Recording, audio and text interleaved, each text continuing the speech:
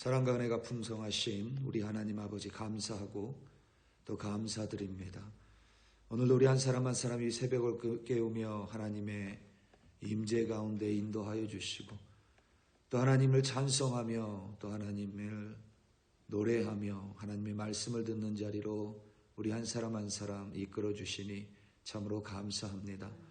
하나님을 믿는 것은 결코 복잡하지 않습니다. 우리는 죄인이고 죽을 수밖에 없는 사람이오나 예수 그리스도로 말미암아 의롭다 칭해 주셨으니 하나님의 의로움에 합당하게 살아가는 것, 그것이 바로 그리스도인임을 다시 한번 고백합니다.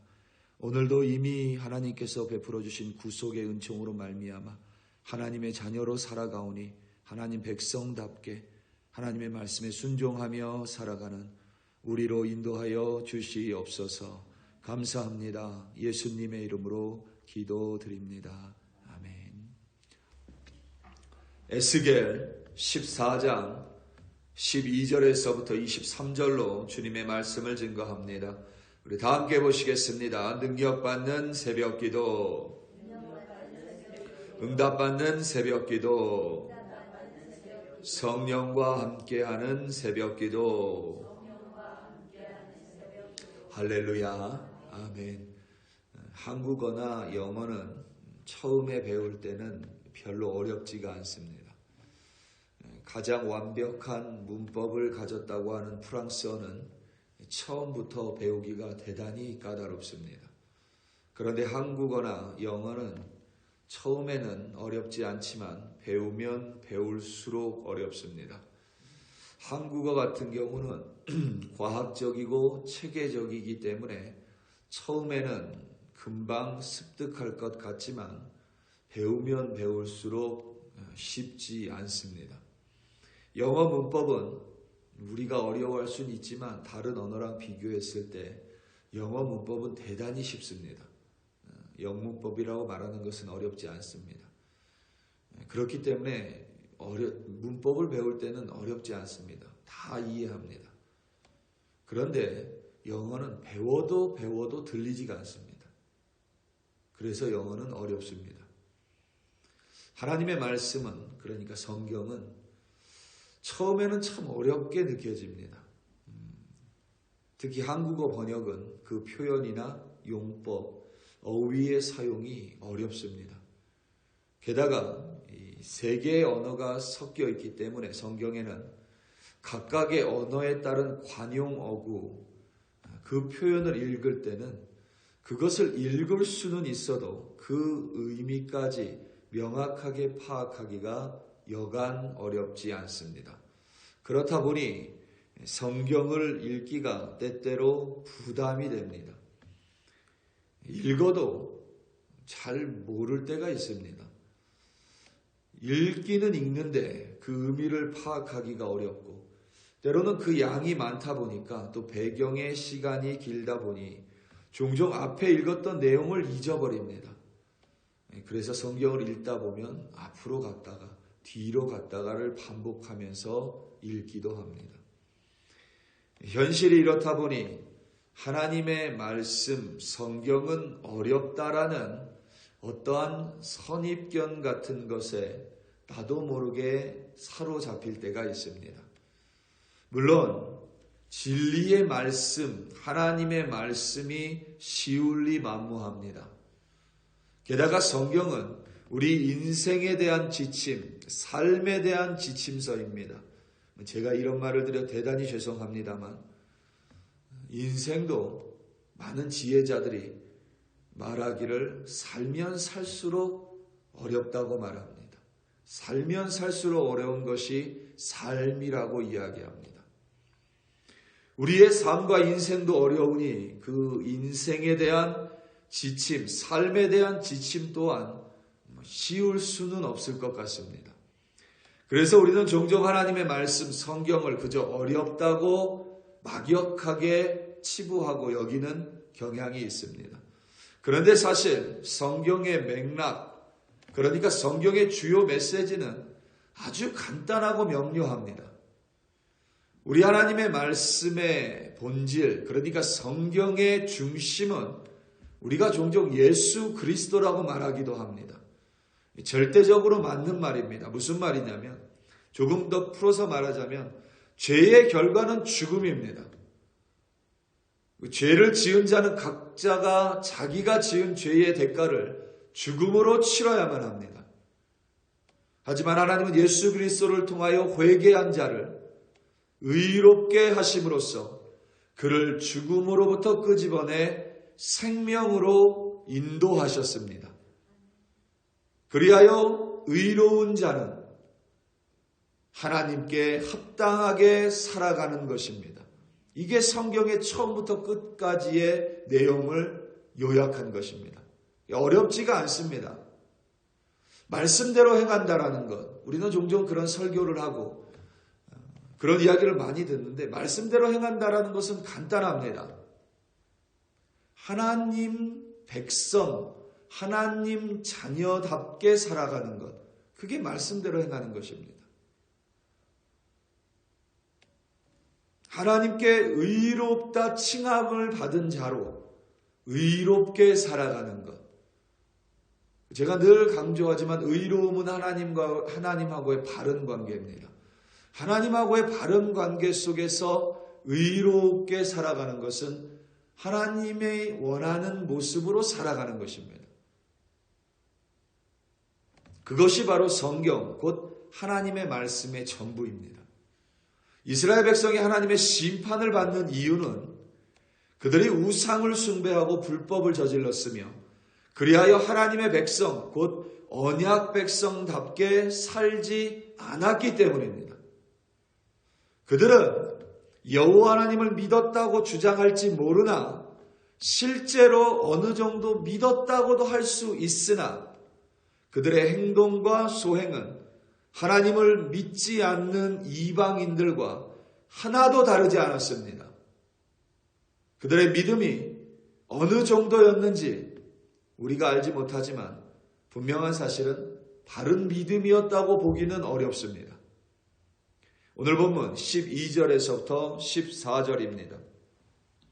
여호와의 말씀이 또 내게 임하여 이르시되 인자야 가령 어떤 나라가 불법을 행하여 내게 범죄함으로 내가 손을 그 위에 펴서 그 의지하는 양식을 끊어 기근을 내려 사람과 짐승을 그 나라에서 끊는다 하자. 비록 노아, 다니엘, 욥 이 세 사람이 거기에 있을지라도 그들은 자기의 공의로 자기의 생명만 건지리라. 나주 여호와의 말이니라. 아멘. 마음의 우상을 두고 죄악의 걸림돌을 가지고 에스겔을 찾아온 장로들에게 하나님께서는 그들의 물음에 대답하지 않으셨습니다. 그리고 그들이 우상과 불법, 범죄로부터 돌아설 것을 명령하셨습니다. 불법을 행하고 범죄하면 그 땅에 기근을 내려서 사람과 짐승을 끊으시겠다고 말씀하셨습니다. 13절의 불법은 마알이란 히브리어 단어인데 그 뜻이 의무에 반하는 행동입니다. 신의가 없거나 불성실한 행동입니다. 그러니까 지금 언약 백성인 이스라엘이 하나님의 율례와 법례, 곧 하나님의 말씀을 이행하는 의무를 행하지 않고 그것을 저버림이 불법입니다. 이 장로들이 하나님을 전혀 몰랐거나 하나님을 아예 믿지 않았다면 하나님께 오지 않았을 것입니다. 하나님의 말씀을 들으려고 찾아오지 않았을 것입니다. 하지만 그들의 마음엔 우상이 있었고 두 마음이 있었고 하나님은 그들을 향해 불법을 행하는 자들이라고 부르셨습니다. 범죄하는 자들입니다. 우리가 우리의 믿음을 평가하는 것은 사실 별로 중요하지 않습니다. 내 스스로 나에게 구원이 있다고 얼마만큼 확신하냐는 별로 사실 중요하지 않습니다. 하나님이 나에게 구원이 있다라고 하나님이 말씀하시느냐가 중요합니다. 왜냐하면 여러분 미국 사람들 중에서 80%가 죽으면 천국에 간다라고 스스로 믿습니다. 여러분 그걸 정말 믿으십니까? 그들의 믿음은 확고합니다. 8명 중에 10명은 죽으면 천국 간다라고 여깁니다. 미국 사람들. 그런데 그 믿음이 정말 바른 믿음이라고 여러분 생각하십니까? 노아, 다니엘, 욥과 같은 의로운 자들이 있어도 그 자신만이 구원에 이를 수 있지, 그들을 통하여 이스라엘이, 유다가 혹은 주변 사람들이 구원을 얻을 수는 없습니다. 하나님은 불법을 행하는 자들에게 기근이라는 심판을 내리십니다. 그리고 그 결국은 죽음입니다. 노아, 다니엘, 욥과 같은 의롭다고 말하는 세 인물 중에 다니엘은 지금 현존하는 인물입니다. 이것은 대단히 중요한 사실을 우리에게 알려줍니다. 나라가 멸망당하고 타락하고 있을 때에도 하나님을 바르게 섬기는 이들은 반드시 있습니다. 그리고 하나님은 그를 압니다. 하나님은 다니엘을 알고 있습니다. 에스겔은 다니엘을 모를 수 있습니다. 왜냐하면 바벨론이 이스라엘 남유다를 3번 침공합니다. 첫 번째 침공했을 때 다니엘은 포로로 끌려왔습니다. 그때 다니엘의 나이가 10대였습니다. 두 번째 침략에 에스겔이 끌려왔고, 세 번째 침략할 때에 예루살렘 성전이 무너졌습니다. 어쩌면 에스겔은 다니엘의 존재를 모를 수도 있습니다. 하지만 하나님은 다니엘의 존재를 알고 계시고, 그가 공의 곧 의로운 자임을 하나님은 알고 계십니다.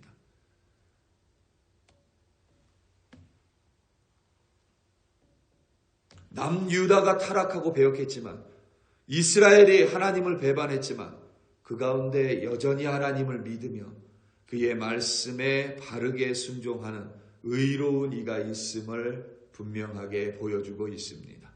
15절에서부터 20절까지 말씀입니다. 가령 내가 사나운 짐승을 그 땅에 다니게 하며 그 땅을 황폐하게 하여 사람이 그 짐승 때문에 능히 다니지 못하게 한다 하자. 비록 이 세 사람이 거기에 있을지라도 나의 삶을 두고 맹세하노니 그들도 자녀는 건지지 못하고 자기만 건지겠고 그 땅은 황폐하리라. 주 여호와의 말씀이니라. 가령 내가 칼이 그 땅에 임하게 하고 명령하기를 가라 그 땅을 돌아다니라 하고 내가 사람과 짐승을 거기에서 끊는다 하자. 비록 이 세 사람이 거기에 있을지라도 나의 삶을 두고 맹세하노니 그들도 자녀는 건지지 못하고 자기만 건지리라. 나 주 여호와의 말이니라. 가령 내가 그 땅에 전염병을 내려 죽임으로 내 분노를 그 위에 쏟아 사람과 짐승을 거기에서 끊는다 하자. 비록 노아, 다니엘, 욥이 거기에 있을지라도 나의 삶을 두고 맹세하노니 그들도 자녀는 건지지 못하고 자기의 공의로 자기의 생명만 건지리라. 주 여호와의 말씀이니라. 아멘. 하나님께서는 하나님께 불성실하고 불법을 행하고 신의를 저버리는 이들에게, 곧 죄를 짓는 이들에게 사나운 짐승을 보내실 수 있습니다. 칼로 심판하실 수 있습니다. 또 전염병으로 그들을 심판하실 수 있습니다. 기근, 사나운 짐승, 칼, 전염병이 불법을 행한 이들을 칠 때에 하나님은 이 땅도 심판하십니다. 땅이 황폐해집니다. 그리고 짐승도 피해를 입습니다. 인간이 지은 죄인데 그것이 짐승에게, 땅에게 부정적인 영향, 악 영향을 끼치기 때문입니다. 그게 바로 불법의 그리고 죄의 심각한 피해입니다. 내가 죄를 지었으니 나만 벌을 받으면 되지만 그것은 내 주변의 땅과 짐승 그리고 다른 사람에게까지 반드시 좋지 않은 영향을, 부정적인 영향을 끼치기 마련입니다.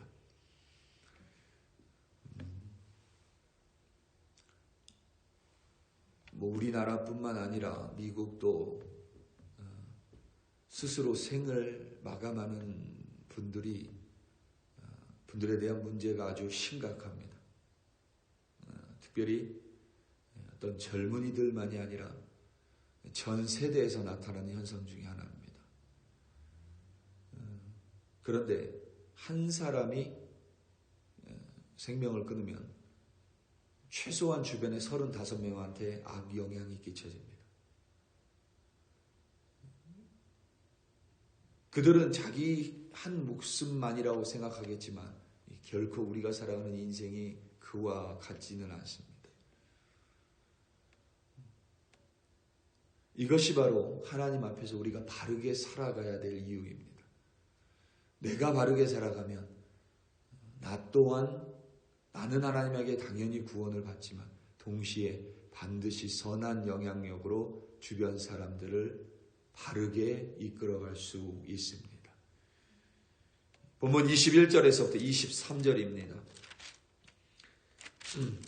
주 여호와께서 이같이 이르시되 내가 나의 4가지 중한 벌 곧 칼과 기근과 사나운 짐승과 전염병을 예루살렘에서 함께 내려 사람과 짐승을 그 중에서 끊으리니 그 해가 더욱 심하지 아니하겠느냐. 그러나 그 가운데 피하는 자가 남아있어 끌려 나오리니 곧 자녀들이라.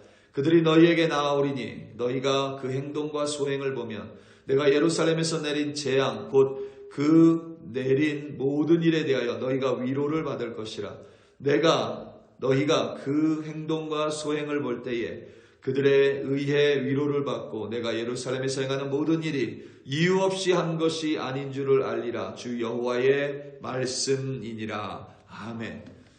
하나님께서 예루살렘에 그리고 이스라엘 남유다 백성의 우상 숭배와 그들의 패역과 배반 곧 그들의 악한 행동으로 말미암아 그들을 심판하십니다. 그리고 그 가운데 자녀들이 살아남고 그들을 보면 지금 이미 포로로 끌려와 있는 남유다 백성들이 위로를 받을 것이라고 말씀하셨습니다. 무슨 말이냐면 그 자녀들의 행동과 소행, 그들의 행동과 소행은 그들의 마음속에 있는 우상 숭배의 결과입니다. 그들의 눈앞에 있는 죄악의 걸림돌의 결과가 그들의 소행입니다. 그러니까 우리는 종종 우리의 마음과 우리의 행동이 다르다고 여기하지만 결국 우리가 믿는 바대로 행동합니다. 우상을 믿었기 때문에 우상을 숭배합니다. 우상을 믿지 않으면 우상을 찾아갈 일이 없습니다. 거꾸로 말하자면 하나님을 믿는 사람은 믿는 바대로 행동합니다. 그런데 내 행동이 하나님을 믿는 모습과 다르다면 그것은 내 믿음이 잘못된 것입니다. 최근에는 교회를 걱정하는 사람들이 많습니다. 그러면서 교회를 타락하는 몇 가지 원인들을 분석합니다. 아이러니하게도 그 원인 중에 2가지가 하나는 예수고 하나는 믿음입니다. 그런데 여기서 말하는 예수는 뭐냐면 예수를 믿기만 하면 구원을 받는다라는 잘못된 생각 때문에 그리스도인들이 사악해진다라고 이야기합니다. 2가지가 함께 같이 이야기하는 겁니다.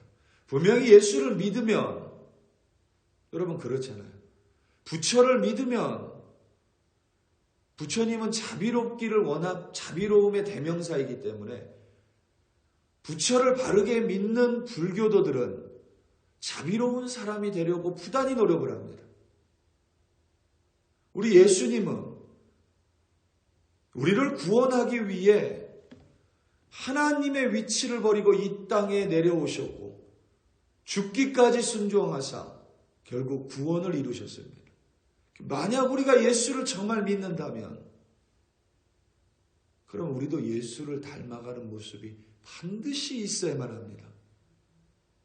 그 모습은 하나도 없는데 나는 오늘도 내 구원에 이상이 없다라고 여긴다면 그것은 어딘가 맞지 않는 모습이 돼버릴 수밖에 없습니다. 우리 사랑하는 성도 여러분, 과연 예수님을 믿는 여러분들의 목적이 무엇입니까? 우리가 예수를 닮아가는 이유가 무엇입니까? 그건 예수를 믿기 때문입니다.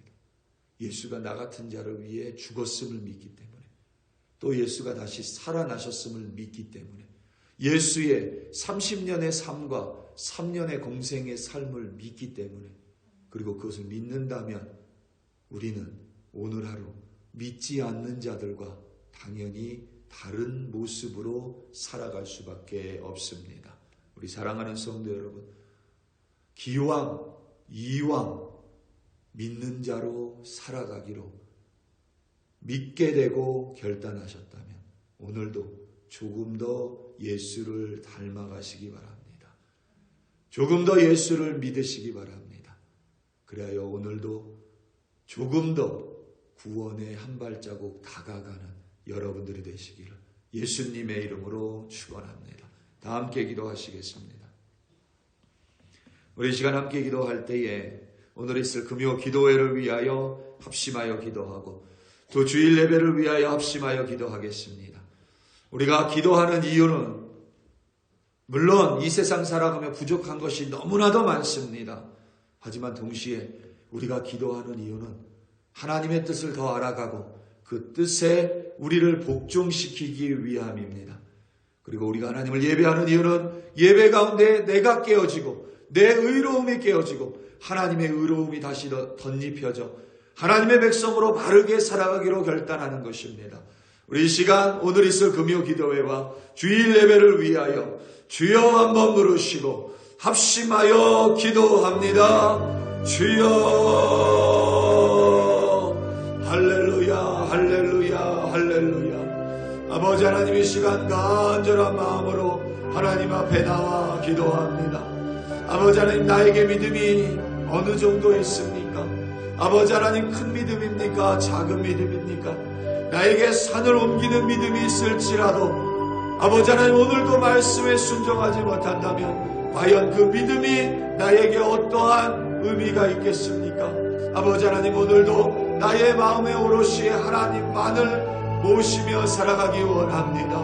그리고 하나님을 믿는 만큼 예수 그리스도를 믿는 만큼 오늘도 하나님 자녀에 합당하게 의로운 자로 예수를 닮아가는 우리들이 되게 하여 주시옵소서.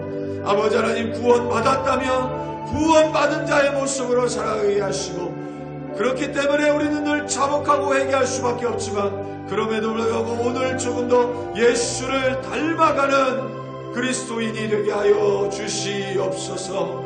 아버지 하나님 오늘 있을 금요 기도회를 주님 손에 올려드립니다. 부족한 것이 너무나도 많습니다.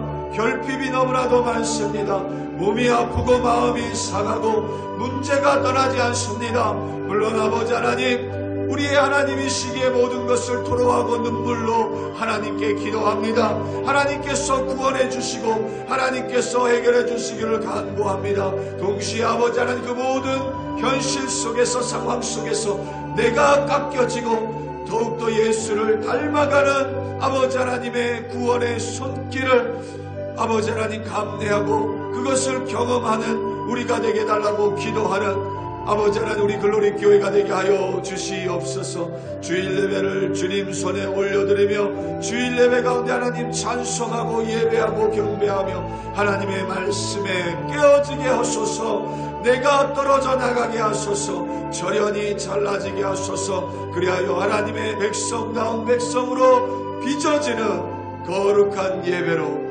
인도하여 주시옵소서. 할렐루야 할렐루야. 감사하고 감사하고